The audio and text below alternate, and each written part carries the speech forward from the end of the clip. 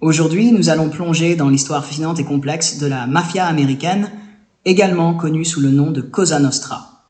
Avant toute chose, je vous remercie vraiment de bien vouloir vous abonner à cette chaîne pour nous soutenir. Maintenant, commençons cette exploration historique. Les origines de la mafia américaine trouvent ses origines en Sicile, où la mafia sicilienne, connue sous le nom de Cosa Nostra, a pris racine au XIXe siècle.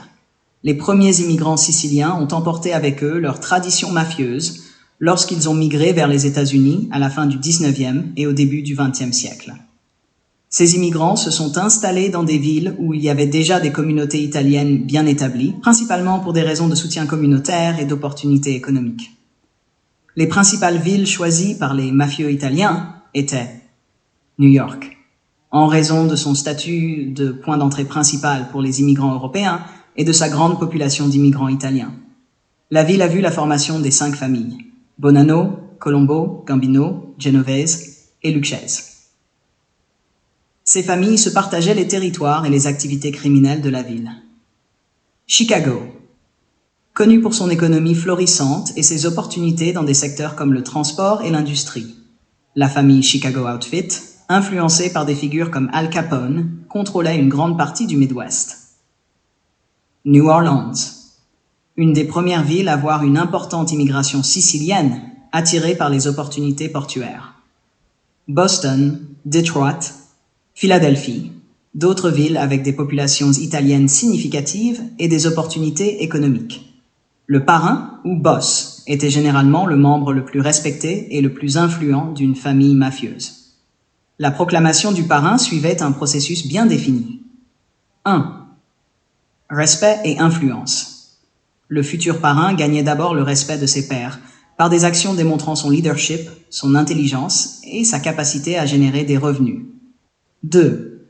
Ascension au pouvoir. Par la violence, la manipulation et la gestion des affaires criminelles, il montait les échelons au sein de la famille.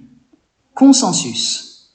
Une fois un chef en place, il était souvent soutenu par un consensus parmi les autres membres influents de la famille.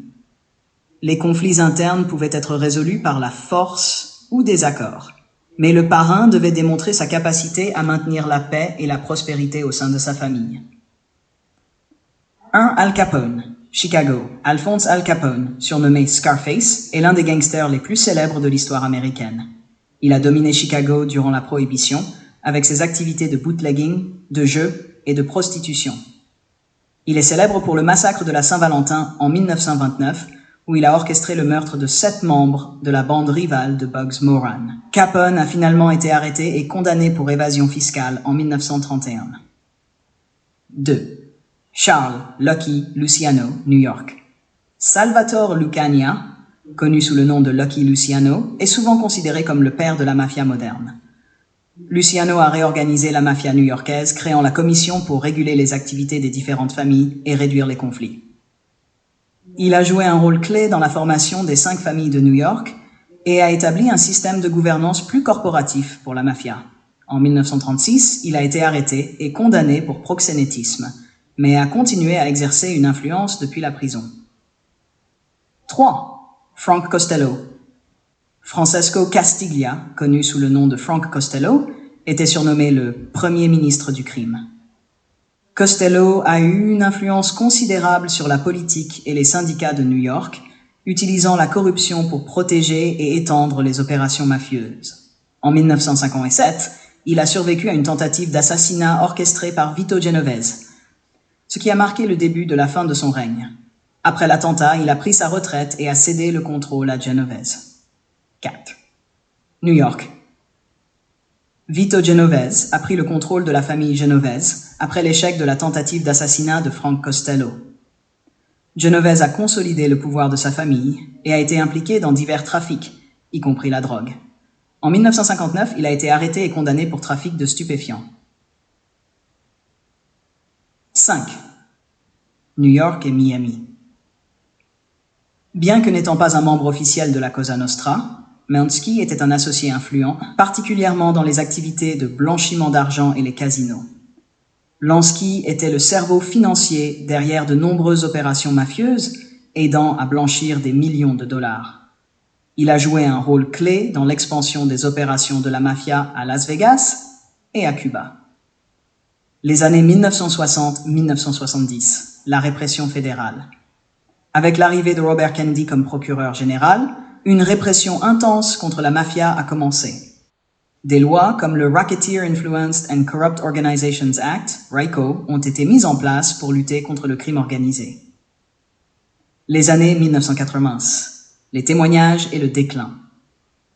Les années 1980 ont été marquées par les témoignages de plusieurs membres de la mafia devenus informateurs, notamment Joseph Valachi, qui a dévoilé des informations cruciales sur la structure et les opérations de la mafia. John Gotti. Surnommé le Teflon Don en raison de son habileté à échapper aux poursuites, Gotti est devenu le chef de la famille Gambino dans les années 1980. Il a finalement été condamné grâce au témoignage de son sous-chef, Sammy The Bull Gravano. Aujourd'hui, la mafia américaine a connu un déclin significatif en raison de la pression constante des forces de l'ordre et de l'évolution des dynamiques criminelles. Cependant, elle reste active dans certaines régions et continue à se diversifier dans de nouvelles activités criminelles, y compris la cybercriminalité. Conclusion. De ses origines siciliennes à son ascension durant la Prohibition, en passant par ses figures emblématiques et sa structure complexe, la mafia américaine a laissé une empreinte indélébile sur l'histoire du crime organisé. Elle continue de fasciner le public par son histoire riche et ses personnages légendaires. Merci d'avoir suivi cette vidéo sur l'histoire de la mafia américaine. Si vous avez aimé, n'oubliez pas de liker, commenter et vous abonner pour plus de contenu sur l'histoire du crime et bien plus encore. À bientôt pour une nouvelle exploration historique.